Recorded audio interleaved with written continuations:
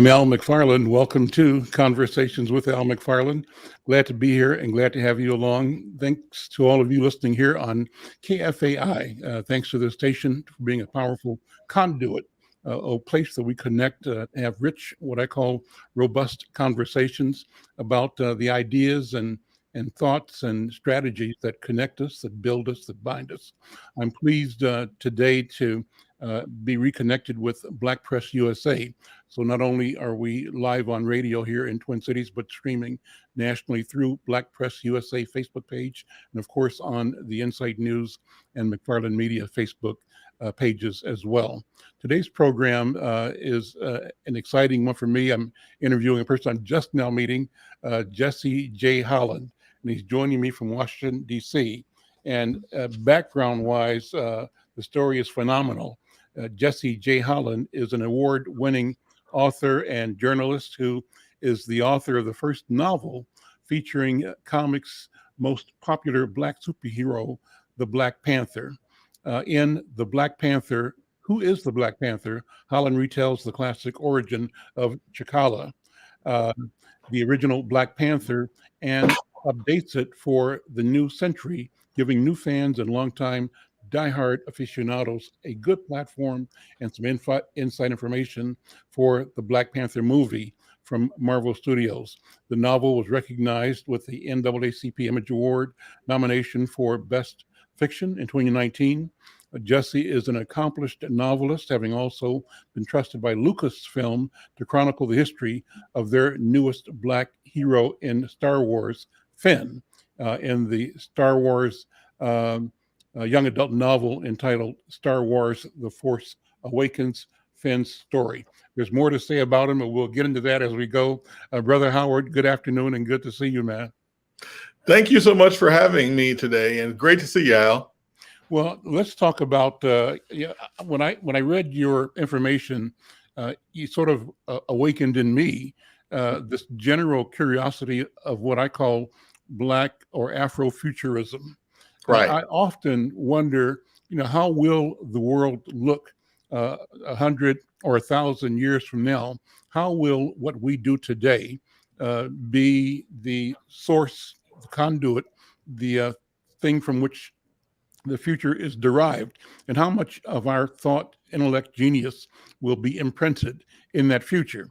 And I worry that the future, as prescribed by so-called general or mainstream media, seems to continue to marginalize people that look like me. And I kind of don't accept that. And I think I shouldn't accept it. And so when I read about you and the way you're thinking, the way you're writing, the way you're doing media, and the way you're focusing on the future, I'm encouraged. So let me start with that. Let me ask you to introduce yourself to people that don't know you and your work. Well, once again, thank you to everyone who's out there listening or watching. Once again, my name is Jesse J. Holland.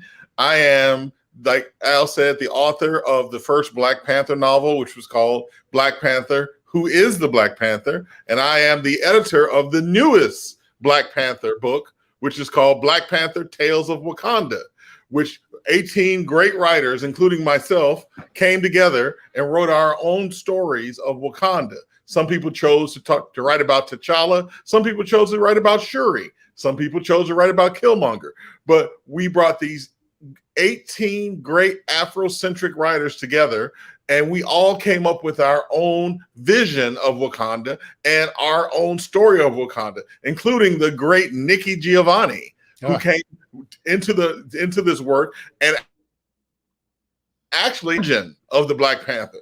So go out there and pick it up. You can find it everywhere and you can find it on Amazon, Barnes and Nobles, anywhere you buy your books. You can find Black Panther: Tales of Wakanda.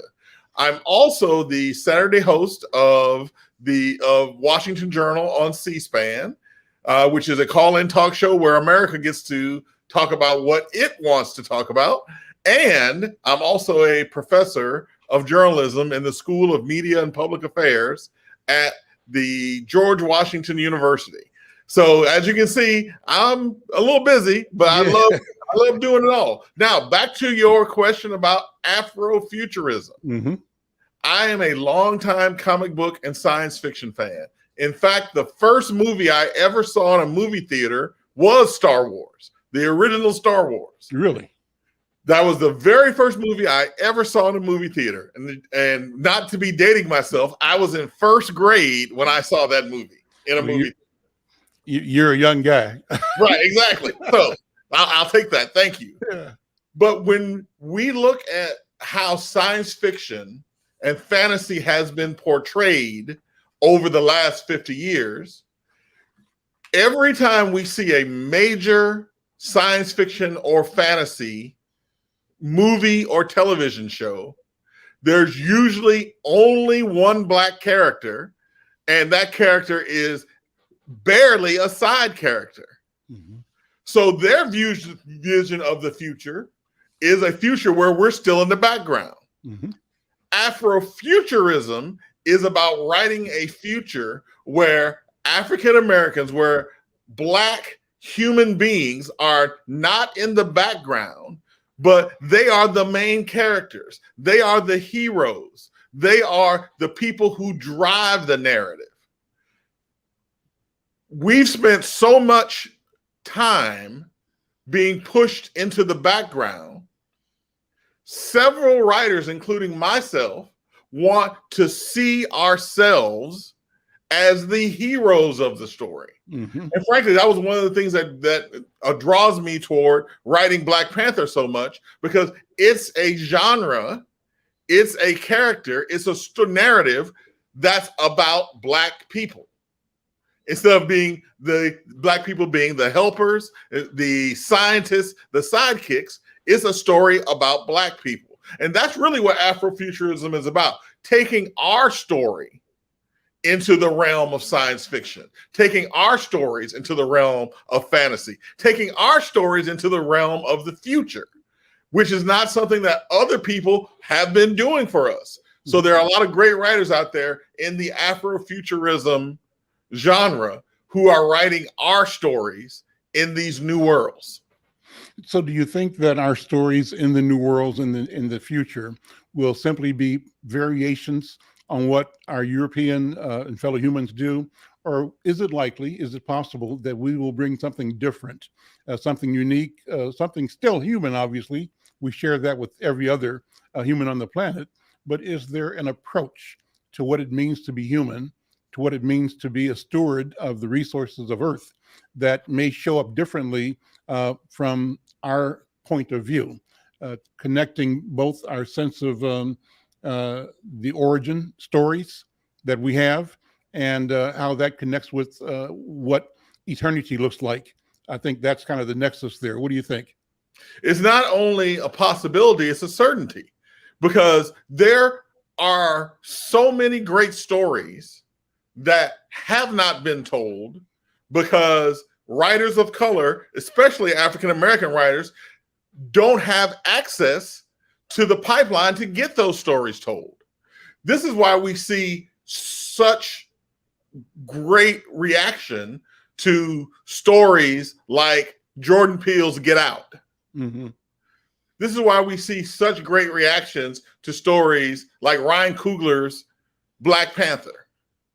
Because while we're still using the classic archetypes of horror and superhero, Mm-hmm. we're getting so much more meaning and depth from these stories because they're being helmed by people who are able to talk about more than just what's been talked about in the past. It comes out with such great depth and subtext where we don't see those same stories. Now, keep in mind, there are some people who will argue there are only 7 basic story types in the whole world. Mm-hmm. But it all depends on the storyteller.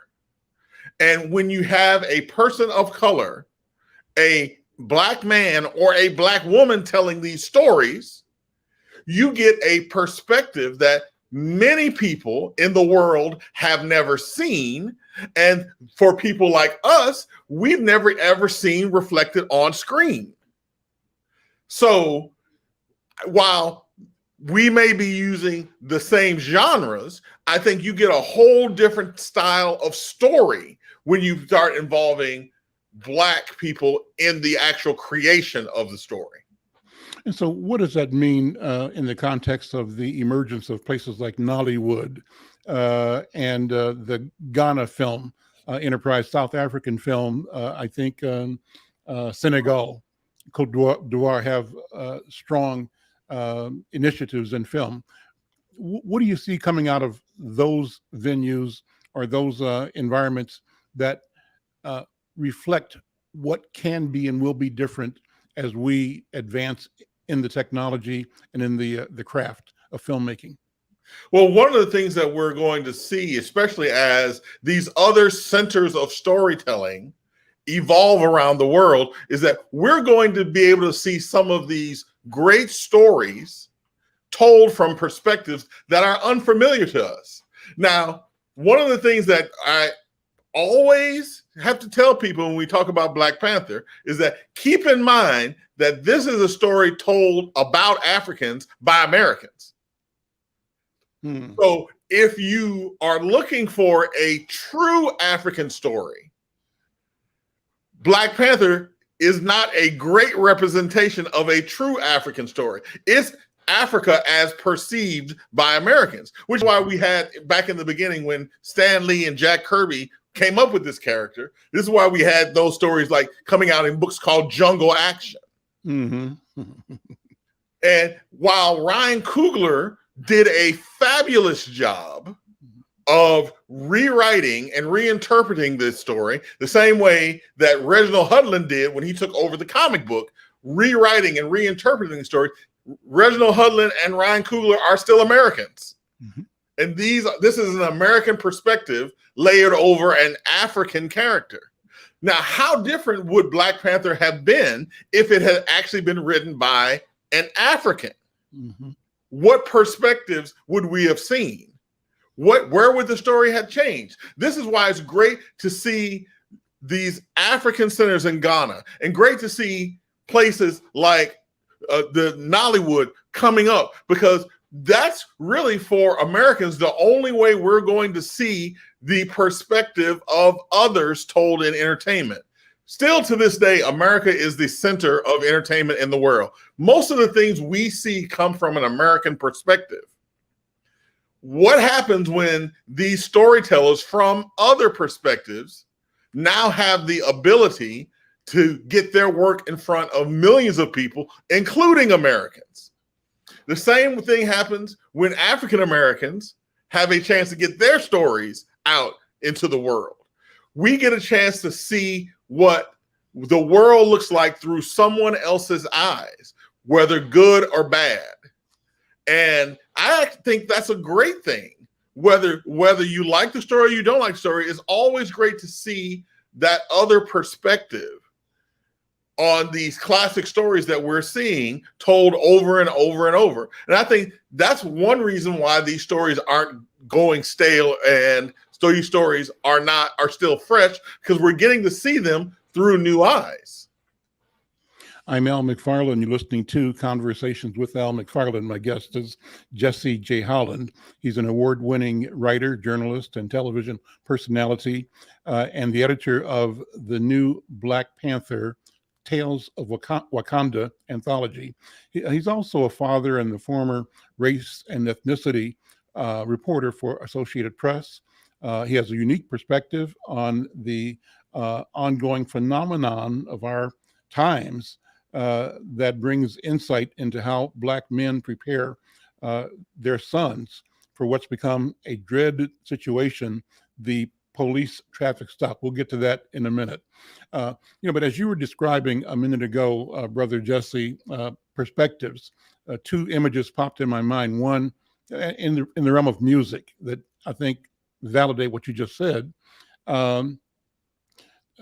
Speaking of talking to the world from an American perspective, I think of hip hop as a current example of how global the vision, voice, impact of Black culture as articulated from within, the lived experience of Black people, how massive that is.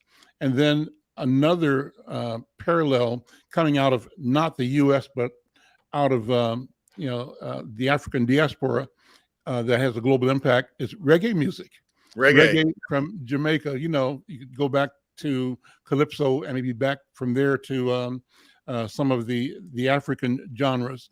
But these musics demonstrate what you say, that what we're producing can reach and does reach and changes really the tenor and tone of culture all over the planet. And you're 100% correct about that. I mean, I just think back a couple of years to the actual protests that went on in Hollywood, the Oscars So White protests. Mm-hmm. And just because these Black actors, actresses, producers, and editors stood up and said, hey, we're not being recognized for the work we're doing, all of a sudden we see actual recognition for people who've always been there. And the same thing goes when we start talking about talking about the influence of our art. Now, I'm more on the written word side than the music side, but I just spent time in the Caribbean just about a couple of weeks ago, and you can see the influence of not just America, but Black America pretty much everywhere. But it hasn't been talked about until recently. I was just reading up just right before we got on about the Paul Robeson and the influence that he had not only on art, but in sports that was wiped away because they weren't able to deal with an intelligent, upfront African-American man who knew what he was talking about. So what we're seeing now is finally there's some recognition of the influence that Black America has had on the United States when it comes to entertainment and art, but not just the United States, but the world. Because believe it or not,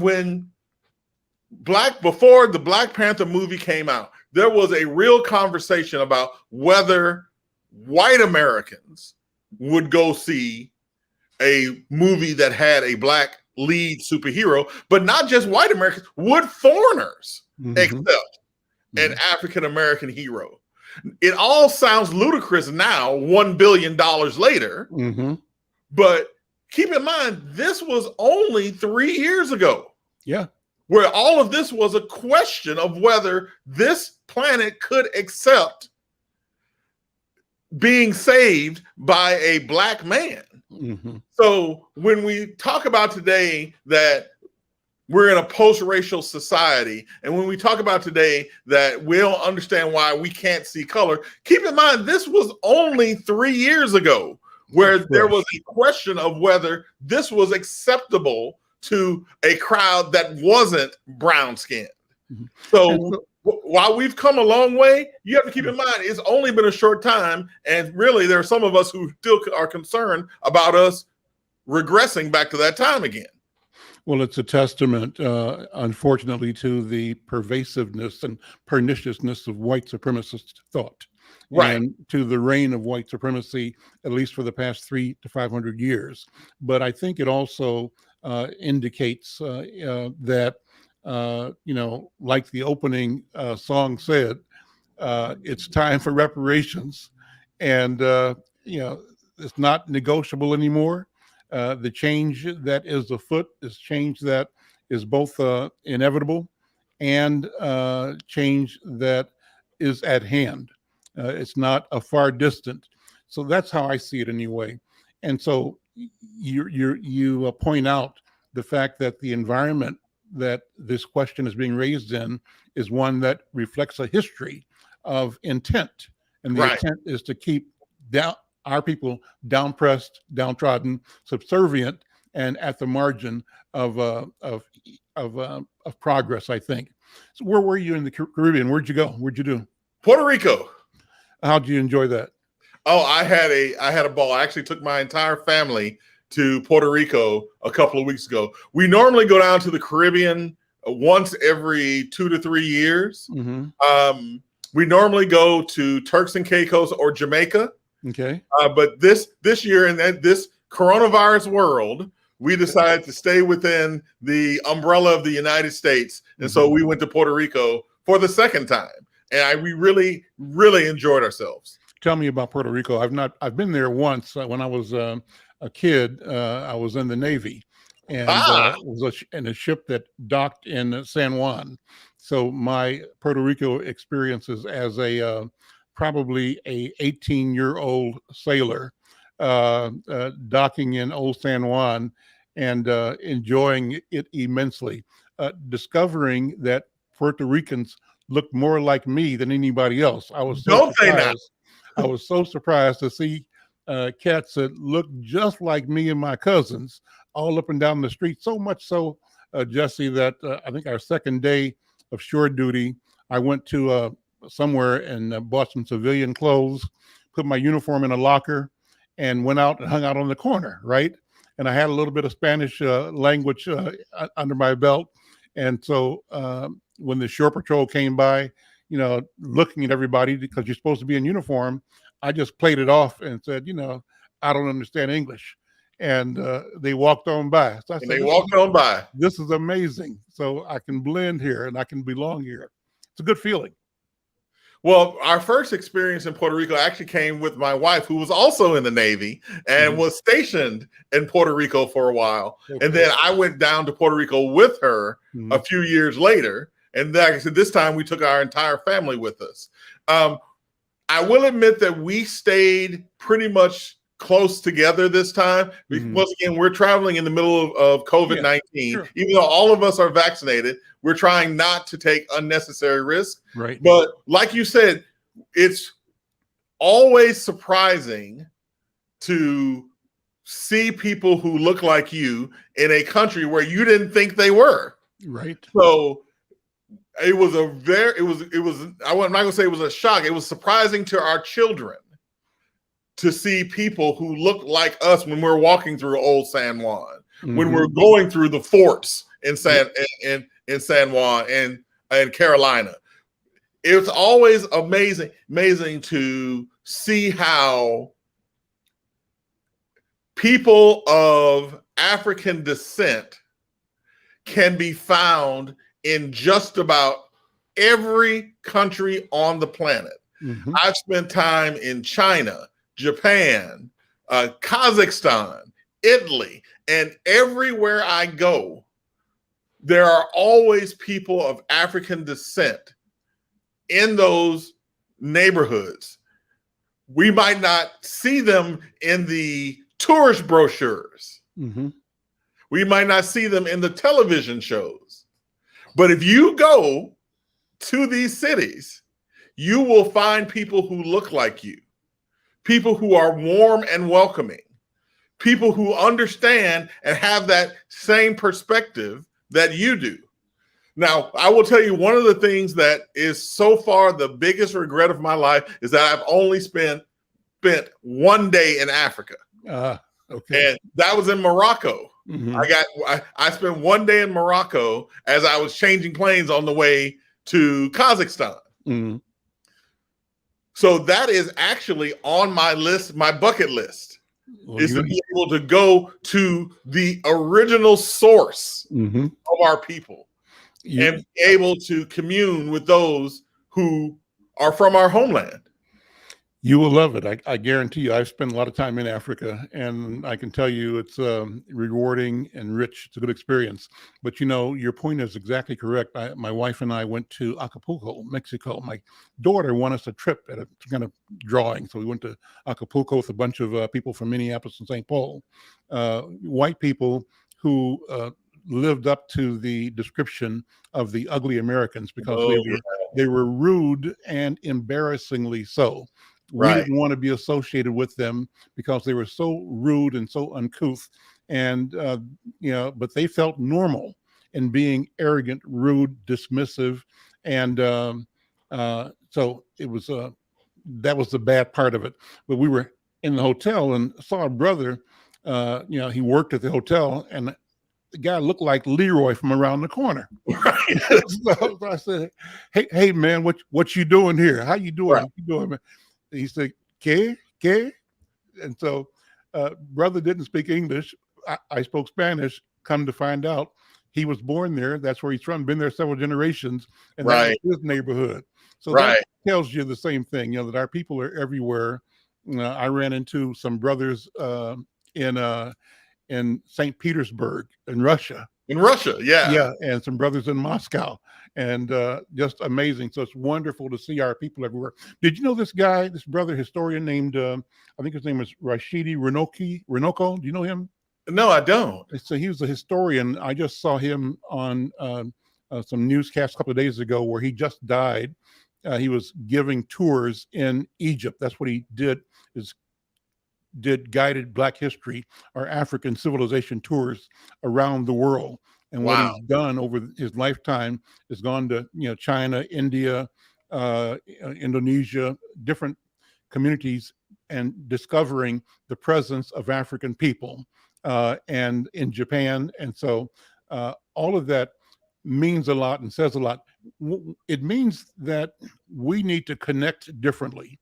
I talk often, Brother Jesse, about in America, we're not conscious of the fact that the largest number of people of African descent are not here in New York, Philly, Chicago, LA, Atlanta, but rather in Brazil, South America, right? So somehow we have been the product of division that is consistent and global and effective, means that we refuse to see the expanse of our existence in ways that would add to the impulse towards self-determination and freedom.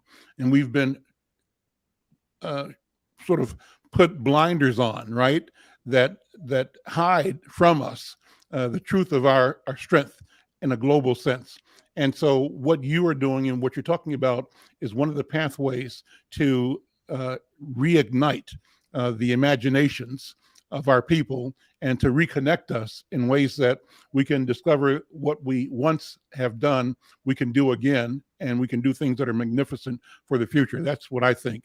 And what are your thoughts on this whole idea of identity and being connected and figuring out how we motivate and what's the right word, spark each other into our best selves? Well, you're bringing up something that I was literally thinking about just as you were saying this. That was the great thing about being involved with Black Panther, the Black Panther universe. It seemed to bring out the Black culture in just about every country in the planet, where we would see people of African descent come out and say, yes, finally, there's someone on screen that looks like us. Let's take this momentum and try to do something with it. I actually talked with a group of people who in Africa who were saying to themselves, why is Wakanda fictional? Why can't we create a Wakanda of our own? And that same movement came to America. It was like, why can't we create a Wakanda here? There is nothing that stops us from making these dreams into reality but us. All it takes is just someone to say, let's do it, and someone to say, why can't we do it? And especially nowadays, now where we have this fabulous form of communication, where we can not only hear each other's voices, we can see each other's faces from across the country or across the world. There's no reason for us to not be able to take this momentum that we've seen from characters like the Black Panther, the momentum we've seen from movie makers like Jordan Peele, the momentum that we see from people like Barack Obama, and not only starting national movement, but an international movement where we can come together as a people and move toward the betterment of our own lives. One of the things I talk about a lot is that for way too many years, we've had to depend on others to make our life better. Now it's time for us to take what we have and use it to better ourselves. Whether it's entertainment, whether it's art, whether it's politics, whether it's movies, whether it's music, all of this is in our hands. And it only takes the will to get something done that's stopping us from using this material that we have and making our own lives better. I'm Al McFarlane. This is Conversations with Al McFarlane. My guest today is Jesse J. Holland. He's an author and educator. He teaches at George Washington University. Right. And also is nominated for the NAACP Image Award 2019. His latest project, one of his latest projects, is the new Black Panther Tales of Wakanda anthology that has a number of people imagining what the future can be. Let me ask you about your own personal story, where you've grown up. And I noticed you're from Holly Springs, Mississippi. Yeah, that's what we say in polite conversation, that I'm from Holly Springs, Mississippi. In reality, I'm from just about 15 miles outside of Holly Springs. I grew up on a cotton farm in Mississippi, which when I grew up, it was called Rural Route 2. Okay. So I tell people Holly Springs because that's the closest place you can find on the map to where I actually grew up. My wife's family is from Crystal Springs, Mississippi, which is near Jackson, and I've grown to love Mississippi because of the visits with her family there. My own family, my mom's side of the family, is from a place called what's the name of it? Itabena, Mississippi, home of Mississippi Valley State University, the Delta Devils. Right. So that's where my mom's side of the family is from, and both sides of my maternal side, my wife's side, give me an admiration and a respect for the people in Mississippi. I love being there more than I love being in Minnesota. And I'm okay with Minnesota, but I think it's a better life potentially for Black people in Mississippi. That sounds counterintuitive, but it's true. We're joined by Brenda Lyle Gray. Brenda Lyle is a writer and author as well. She writes the stories from these interviews, and I asked her to jump on the call just to connect with you. She's also an author and always brings good questions, good energy to our interviews. Brenda, good afternoon. How you doing? Hi, I'm Brenda. fine. And I have been taking notes off of YouTube until I could get in. And I just love Black Panther. I keep my video very close. I understand exactly what you mean. I've seen that movie, I guess, more than 24 times now. It was fabulous. And I'm eagerly awaiting the sequel. Well, I am too. And I just love some of your writing. I have a prodigy who is like 30 years old, and we did a book together, which was with superheroes. It's called Aces for Kids, The Adventures of Aces for Kids. And they're superheroes with morals. One's called Deuce, one's called Love, and one's called Match. And it's taken from tennis because he's a tennis coach. I got it now. And they're wonderful. And I'm just thrilled. We're still trying to get it out there, and we were close, but COVID hit. COVID changed everything. It changed Literally a lot. changed everything. I'm actually, speaking of Mississippi, Al, I'm actually going down to the Mississippi Book Festival in a couple of weeks in Jackson, Mississippi. And right now, that is the only public appearance I am making in person this year because of coronavirus. Right. There were so many things that I had planned for 2020 and 2021, but making sure that I'm not bringing coronavirus into my house, making sure that my children don't get sick and my mother-in-law don't get sick, and frankly, and I make sure I don't get sick, has been the priority for the last year, where a lot of things that should have happened 2 years are now being pushed forward a couple of years. So when people ask me when am I going to have my next book out? Well, yeah, it was supposed to be this year. Yeah. I was also supposed to be able to go out and interview and research with people. And I decided that, you know what, it's probably better for me to stay safe and push everything back than it is for me to try to push forward with these projects and end up accidentally causing someone in my house to be sick. We have to remember everything has a time and season. So there we are.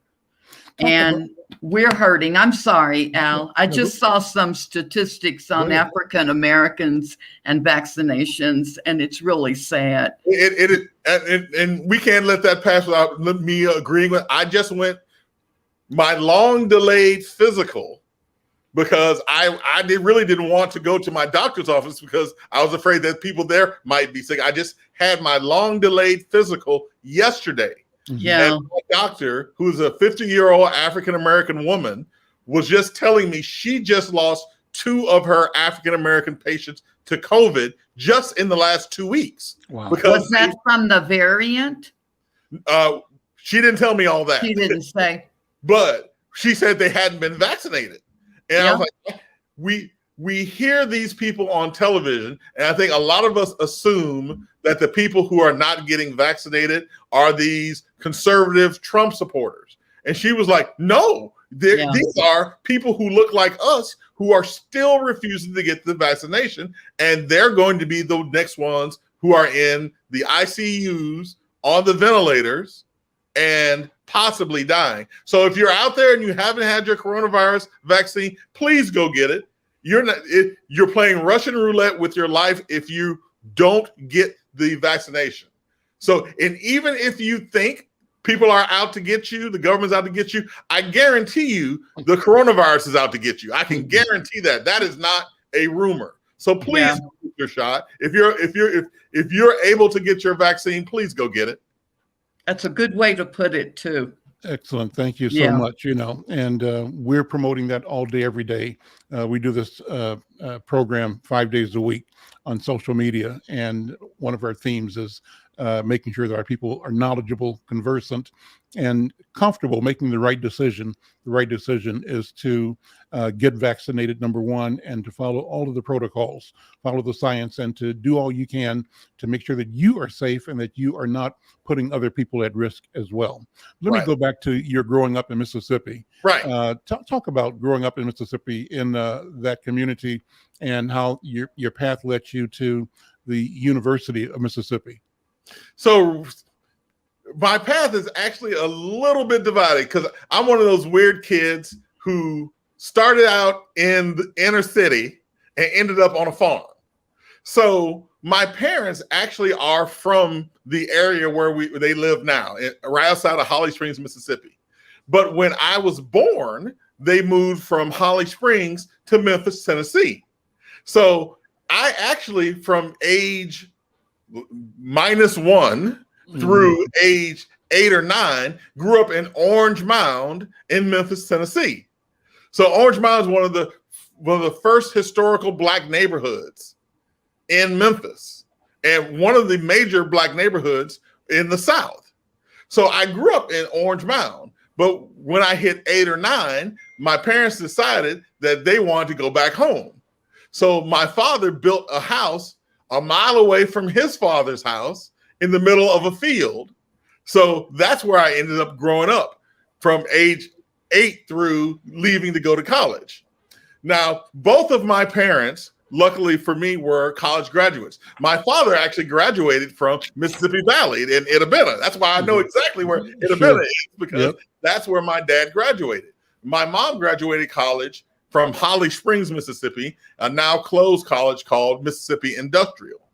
My mom always wanted to be a writer. But when she was coming along in Mississippi, there was no realistic path for a young Black girl from Holly Springs to become a writer. So my mom became an English teacher. And in fact, my mom was my 7th and 8th grade English teacher at H.W. Byers High School in Mount Pleasant, Mississippi. So I got my love of writing and reading from my mom.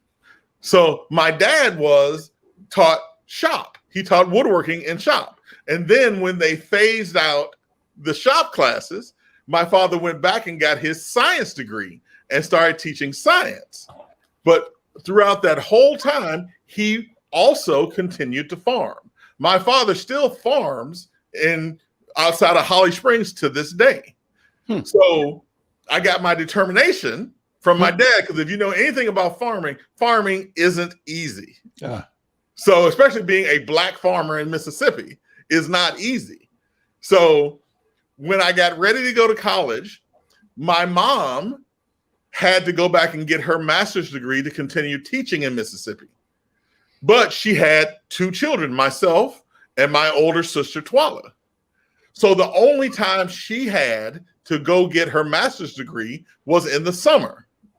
So from age 8 to about age 12, my mother would take my older sister and me with her to the University of Mississippi, the education department. She would take us to the library in the education department. She would say to us, "Stay here." And she would go take her classes. So my sister and I would stay in the library while she was taking her morning classes. We would come back and get us at lunchtime. We'd have our brown bag lunch in the car. We would change into swimsuits. She would take us to the outdoor swimming pool at Ole Miss, and we would take swim classes until she finished her evening classes. So for 5 years, while my mom worked on her master's degree, I was on Ole Miss's campus every day of the summer, whole day. That's amazing. So when it came time for me to go to school, the campus I was the most comfortable with was the campus of Ole Miss. I already knew where everything was, because believe me, Al, we didn't exactly stay in the library while she was in class. We didn't exactly stay in the library. You started off in the library, but once you got we may have wandered a little bit. So I knew where everything was at Ole Miss, and at that point, I already knew I wanted to be a journalist. And the only journalism program in the entire state of Mississippi at that time was at Ole Miss. So I decided to go to Ole Miss, where I got my journalism and English degrees. You went on to get a master's degree? Yes, I went on to get a master's degree, but I was one of those knuckleheads who didn't listen when they said you should get all of your degrees at once.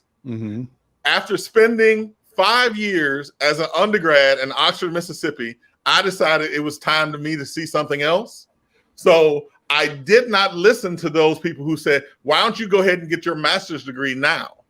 So I waited.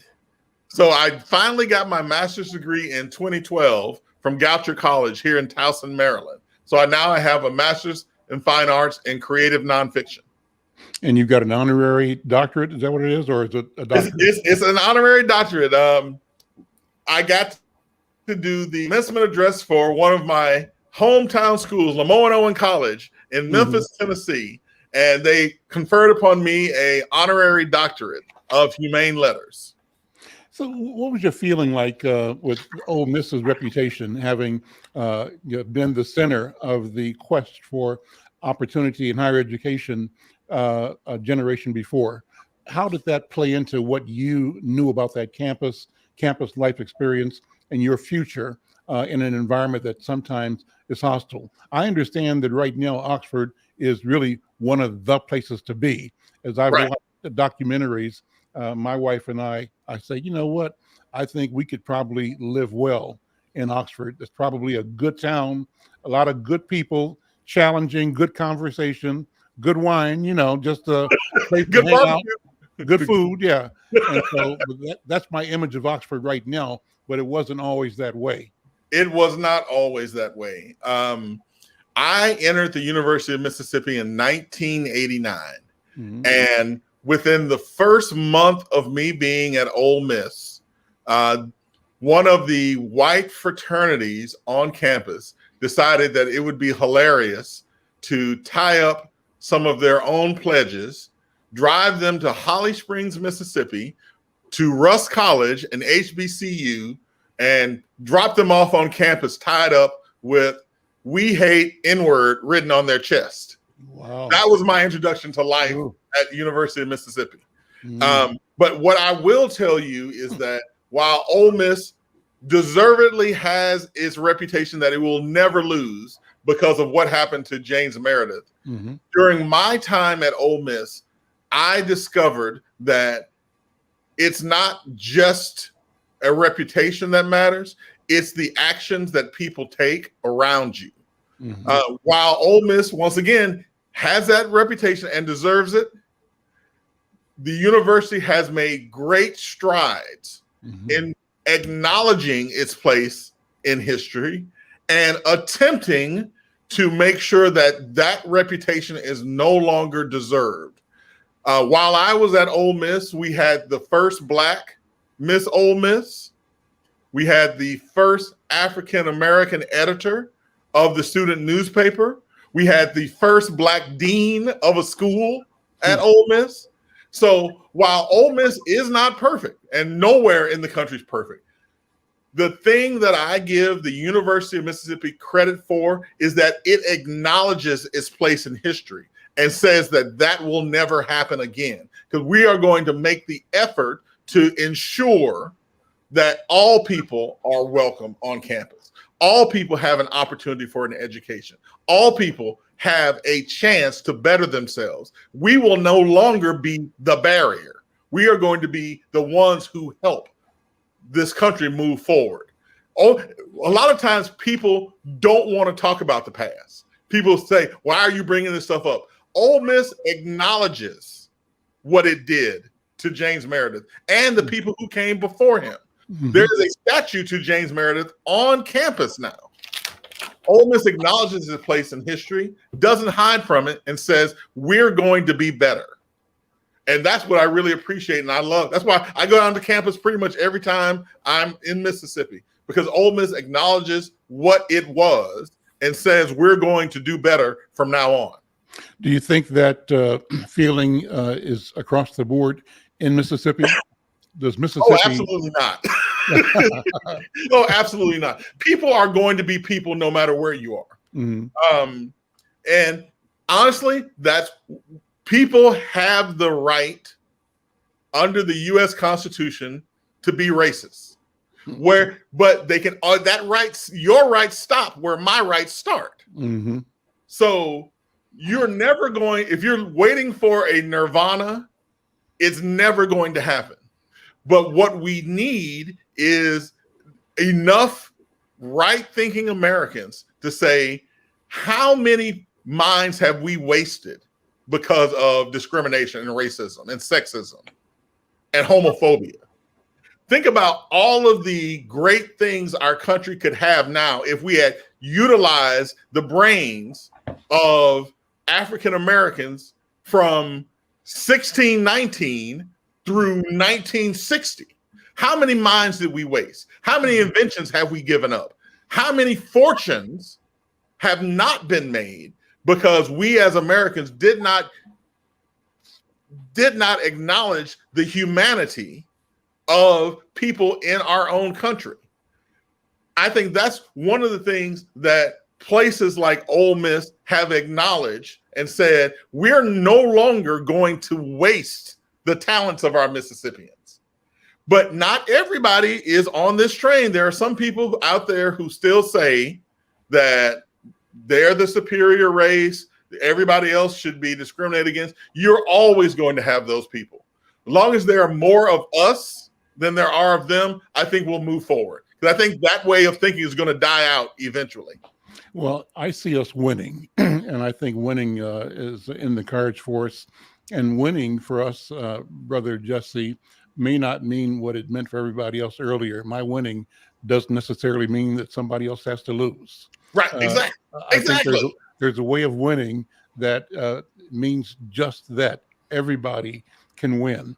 And I think that's the gift, the genius that we can bring to the equation of life and living. And I think that, that is not going to be given to us, that responsibility, that work. We have to take it on.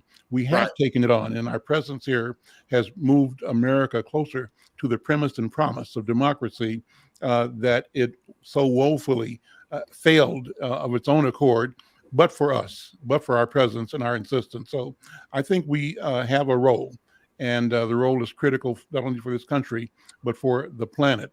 Let me ask you in the last couple of minutes here to put on your dream hat again. I'm just interested, when you go to sleep or sit back in your chair and think about the future, maybe your thinking is extraterrestrial or interstellar, or maybe it's thinking about how we discover ways to go inside the spaces that we have now. If there are modalities of existence that are in the same place and time, but unseen and unknown at the moment, where does your mind take you? And what do you see as pathways to the full realization of what it means to be alive, to be part of creation? Well, here's the weird thing is that I now see more of a future for my children than I do for myself. Not that anything's gonna happen to me, but when I think about things, I think about, well, where will my 14-year-old daughter be 20 years from now? Mm-hmm. Where will my 13-year-old son be 20 years from now? How will their lives be? Will they be taking space shuttles to the moon? Will they be will the Space Force, when they grow up, be the preeminent part of American military? What's going to happen with them? And I think that is first of all, let me say, it's a weird shift in my head where when I think about the future, I'm not thinking about mine anymore. I'm thinking about theirs and about what they're going to see and what they're going to experience, how the world's going to treat them more than how the world's going to treat me. So when I sit back and I think about the future, I think about where my children are going to be, what the things that they're going to see and experience that I can't even think of right now. And especially when I sit down and I talk to them about things like rotary telephones, about how our parents told us in a thunderstorm, don't use the phone because you could be hit by lightning. And they were like, how are you going to be hit by lightning? There's no cords on the phone. I'm like, you don't even know that there used to be corded phones. Yep. You've never seen a dial on a television where it only went from 1 to 12 and a bottom dial where you had to try to tune it to the right spot. You've only known remote controls. You've never had your father come call you and say, come turn the television. It's when you think about it, that's really what Afrofuturism is about. It's about envisioning a future, not just for yourself, but for the people who come after you. And being a father, the people I think about most are the future of my children.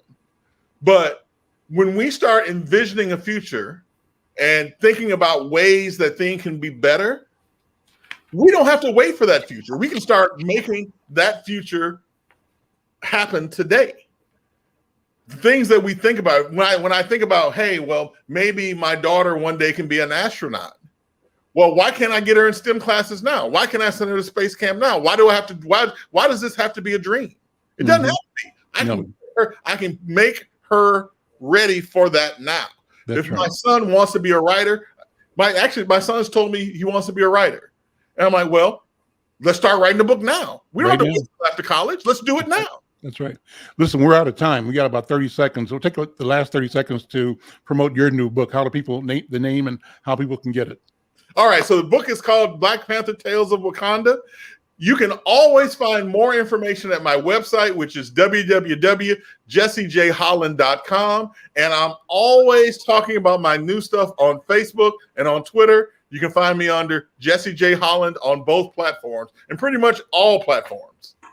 Jesse Holland, thank you so much. Good to meet you. Let's stay in touch. Definitely. Keep up the good work. Brenda, thank you. Thank you. We'll see you later. I'm Al McFarlane. Really inspiring. Thank you for listening and thank you for watching. We'll see you later. Take care. Thank you.